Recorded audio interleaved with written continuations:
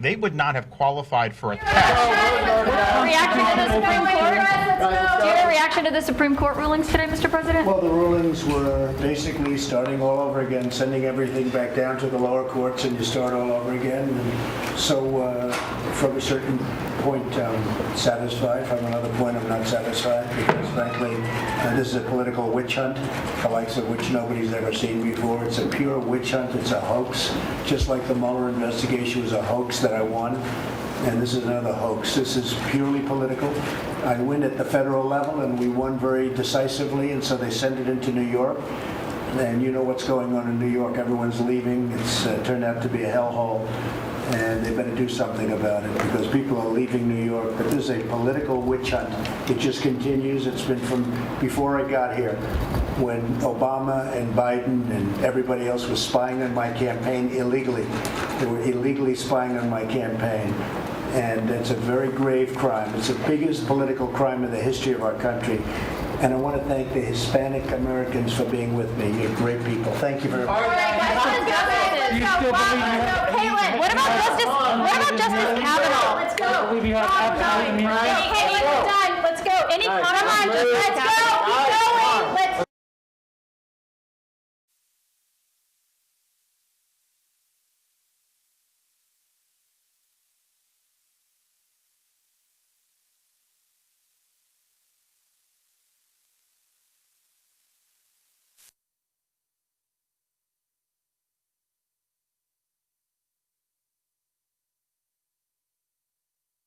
All right, everybody. So at first they were showing us the reporter questions at the end of this roundtable with the Hispanic Prosperity Initiative is what I believe it is. But we're going to continue to listen in here. And this is tape playback. It's not live. So now they should have taken us back to the beginning of it. How we've done and how we can improve would be great. So, Jeanette, please go ahead. Thank you, Mr. President. It's truly an honor to be here with you and this illustrious group. And what I want to say is that from the perspective as the first female Hispanic lieutenant governor in the history of the state of Florida, I'm honored to be here. All of the things that you stood for and championed, faith, freedom, future, those are things that are critically important to Florida, the economy. We don't need to reiterate all the numbers, and lowest unemployment, home ownership on the rise, and nothing reverberates the American dream louder than owning your own home. Right. And choice and education. As a mother, my youngest attends True North Classical Academy, an excellent charter school in Miami.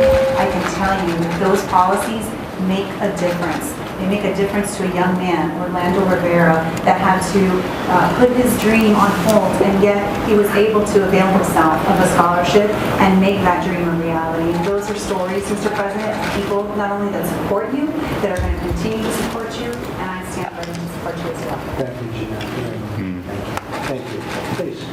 Mr. President, Lourdes Aguirre, founder of Redes America and Jamaica Enterprise.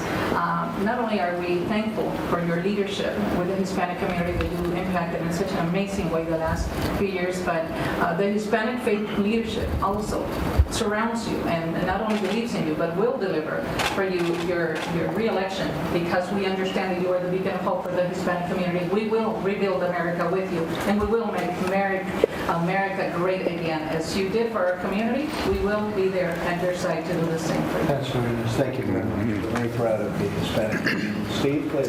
Mr. President, I'm Steve Cortez, and I am your cable news TV warrior. And my father immigrated to this country legally from Colombia, and I hope that he's looking down from heaven and very proud that I'm sitting at the table with the President of the United States. Regarding Hispanics, I think school choice is a critical issue. You've spoken a lot about it lately, that it's the civil rights issue of our time. I think that's particularly true for the Hispanic community. Too many Hispanic children today are trapped in substandard or failing government schools. We need to empower their families, empower those parents with educational choice so they can go to schools that will serve them well. Many of them Catholic and evangelical schools. I think this is a winning issue for the country, a winning issue for you politically as well with the Hispanic community. Thank you very much, Steve. Great job you're doing, too. Dan, yes. So, Mr. President, thank you so much for this opportunity to dialogue with you on the priority issues for Latinos. Daniel Garza, president of the Libre Initiative, son of migrant farm workers who came from a small township called Garza Gonzalez, Nuevo León, Mexico. My parents came to America because they saw it as the promised land, and it was here where they achieved the American dream. We were very motivated when you set the tone early in your administration, when you lessened the tax burden on Latino individuals and businesses. It's so important for Latinos to prosper in America, to have a prosperous America. And it's important to have a prosperous America to have a prosperous Latino community. We're interdependent. And we want to see a continued activity of deregulation that we've seen, especially in the area of healthcare through telemedicine, where a doctor doesn't have to be in the same room with the patient. We've seen that during the COVID era, and we want to continue that down the road. Also, Mr. President, I want to remind you of a phone call that we had not that long ago, about a month ago, on the state bailouts. Those debts that preceded the COVID era should not be considered. We have to consider our financial health, fiscal health in America, and make sure that we lessen the debt that we have that are passed on to the next generation. So I want to thank you for your commitment to that. And again, for, I think, setting a table where we were able to unleash an economic bonanza for the Latino community. Again, low unemployment, high labor participation rates, high wage increases, home ownership. Again, we benefited from that. Thank you. Thank you, Daniel. We're setting records on jobs. You see that? And for the Hispanic community, 2.1 million people back to work already. That's right. So we're very proud of that. That's Thank right. you very much, Dan. John, please. Thank you, Mr. President, for allowing us to be here today. What an honor to be here, not only as an American, but a Hispanic American. I could trace my family roots to this country decades before the Pilgrims landed on Plymouth Rock. Yeah. And yet, hardworking Americans growing up in poverty, youngest of 8 kids, no dad. It was through those conservative American ideals, those that you are fighting for every single day. I was raised by this great woman who had the responsibility of raising 8 kids by herself. Correct. No running water. But through hard work, staying in school, getting a good education, and taking advantage of the American dream, I'm here sitting across the table from the President of the United States. What an honor. That's the American dream. Thank you, sir. I want to say, coming from New Mexico, now the 3rd largest energy producing state in the country, some of the most richest producing oil fields in the world. They could rival, some say maybe even more than Saudi Arabia. It is because of your policies, sir, that have unleashed American energy that makes this country now energy independence. And in New Mexico, that translates into jobs. And the majority of those jobs, Mr. President, are Hispanic workers. They may not have a college education or a degree, but you know what? They're working in the oil field making $100,000 a year for their families. They're able to buy homes, send their kids to school, buy a truck. That's the American dream. And so I want to let you know, for the great state of New Mexico, the people, the Hispanics, the largest percentage of Hispanics of any state in the nation, we want to say thank you. And we hope that you continue with your second administration, sir, so that you continue to bring the American dream to all Americans, especially Hispanics. That's great, John. And the wall is going up, and it's a big factor in New Mexico. We're giving you tremendous safety, security, like never before. But the wall is going up. Yes, sir. It's going up. A big chunk of it is going up in New Mexico, so you know that, and I know they're very happy about it. And they appreciate national security and public safety. That big, beautiful wall, but it has big gates for the people who want to enter our nation Absolutely. properly, legally. They're able to do it. Thank you, Mr. President. Thank you. Thank you. Appreciate it. Mr. President, thank you. Mario Rodriguez, Hispanic 100. First of all, as a son of a Korean Vietnam veteran, I want to thank you for what you've done for the veterans in this country. Thank you so much. I remember my dad and mom complaining that it took them so long to get an appointment with the VA, and now you have taken care of that for them, and for that we thank you. I want to also thank you for the opportunity zones, what you're doing on that. I'm building single-family homes in Santa Ana, which is opportunity zone, and it's flourishing. And we're taking these areas that are downridden areas, and they're going in the next 5 years, you're going to see them flourish, and it's going to be incredible what you're doing in the opportunity zones in this country. And one thing I can't thank you enough for what you've tried to do for these DACA recipients. You put something on the table that was very fair. We run a mentorship program, and I spoke to one of my mentees, and she's a DACA recipient. And I put on the table what you had on your initiative, what you put forward. And I said, you tell me, and I don't want to forget about the politics, but you tell me if you think this is a fair start. And she said, absolutely. And what was really disappointing is that the Democrats are using these young adults as political pawns, and that's just totally unacceptable in this country. We had a deal on DACA, and the Democrats broke it. We had a deal, it was a done deal, and then they broke it, and now, as you know, we start the process all over again, but we're going to take care of DACA. They're not going to have anything to worry about. But we did have a deal on DACA, and the Democrats decided not to make the deal. So it was a very, very fair deal, too. It was a great deal. It really was very disheartening. We'll take care of it. Thank you very much. Thank you very much. Thank you. Mr. President, good afternoon. Alfredo Ortiz, President and CEO of Job Creators Network, an organization that was started by Bernie Marcus, one of our greatest entrepreneur stories, started the Home Depot. An amazing patriot and entrepreneur. We're proud to have created an organization over the past 10 years that literally went from zero to over 500,000 small business owners in this country. As you correctly identified, pretty much from the first day of your presidency, small business is not only the backbone of our country, but the backbone of our communities. Just before COVID, they were really experiencing some of the best growth they had ever seen. Hispanics, in particular, were seeing some of the best growth they had also seen from a small business perspective. In general, with the highest, some of the highest home ownership on record, as you know, lowest unemployment in history. It really had been an amazing run. I know we had this little blip in COVID, but as you just correctly identified, over 2 million jobs in the last 2 months were created that were actually Hispanic.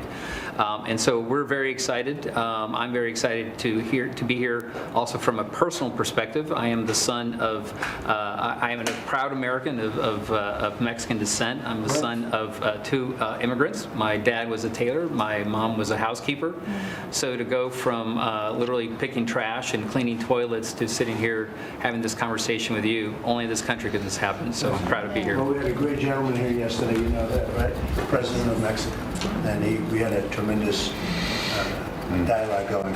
We're working very well with Mexico, as you know. Yes. A lot of people didn't think that was going to happen, and it happened beyond anybody's expectations, so it was really good. It's a great day.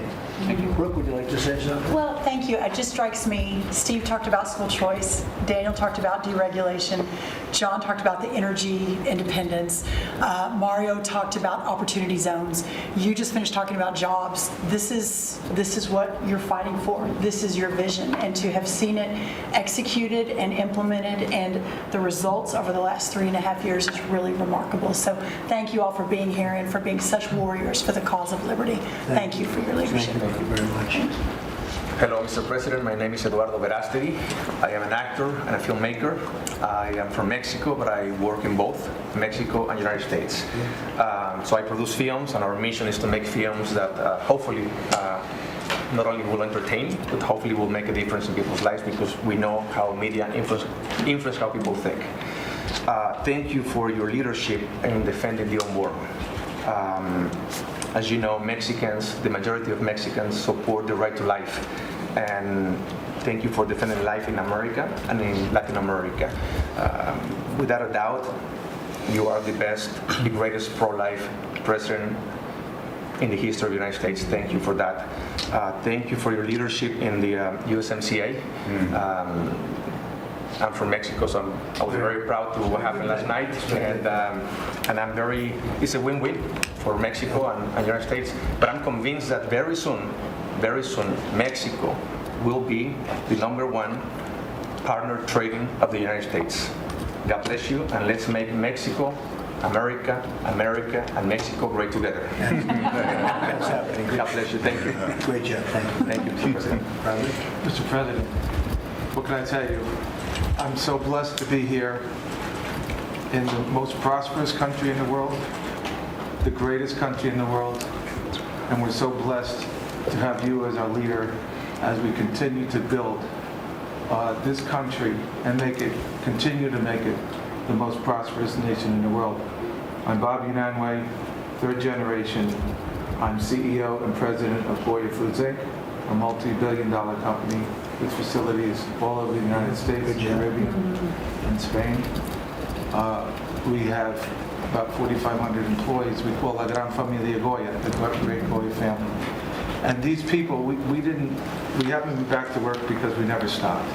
We never stopped working. We doubled our efforts. And I asked the guys and gals, and I said, hey, this is tough. And they said, look, if we don't do it, nobody will. And they said, presente, they said, count on us. My grandfather left Spain at 18 years old on a steamship in 1904 with a lot of other European people who the economy over there was not the most prosperous in the world. So he came to the United States through Puerto Rico. In 1936, he was importing products from Spain. That was the Spanish Civil War. That dried up. established Goya Foods on Duane Street in Manhattan. At that time, it was a butter and egg market. Now you have Boulé and all these great restaurants and all the marvelous things in New York. But anyway, we're all over the United States. And the United States, after Mexico, is the largest Hispanic country in the world. By 2050, we will be 1/3 of the population. Prosperity is what we need to faith in God, prosperity, to work hard and to build. You are an incredible builder, and that I tell our people, our family, look, we're just beginning. Because as the country grows, as the Hispanic community grows, we continue to grow. And that is the American dream. That's our success in the future. Thank you. Great job, really great job. So we'll be speaking outside in a little while in the Rose Garden, and I look forward to seeing you out there, media, and thank you all very much. President, what constitutes an open school? Reaction to the Supreme Court? Do you have a reaction to the Supreme Court rulings today, Mr. President? Well, the rulings were basically starting all over again, sending everything back down to the lower courts, and you start all over again. And so from a certain point, I'm satisfied. From another point, I'm not satisfied, because frankly, this is a political witch hunt, the likes of which nobody's ever seen before. It's a pure witch hunt. It's a hoax, just like the Mueller investigation was a hoax that I won. And this is another hoax. This is purely political. I win at the federal level, and we won very decisively, and so they send it into New York. And you know what's going on in New York. Everyone's leaving. It's turned out to be a hellhole, and they better do something about it, because people are leaving New York. But this is a political witch hunt. It just continues. It's been from before I got here, when Obama and Biden and everybody else was spying on my campaign illegally. They were illegally spying on my campaign. And it's a very grave crime. It's the biggest political crime in the history of our country. And I want to thank the Hispanic Americans for being with me. You're great people. Thank you very much. Caitlin, what about Justice Kavanaugh? Let's go. We have absolutely Caitlin, we're done. Let's go. Any comment? Let's go. Keep going. Let's go. Come on, Caitlin, we're done. Let's go. Let's go, Caitlin. Mr. President. Let's go. All right, everybody. Again, that was President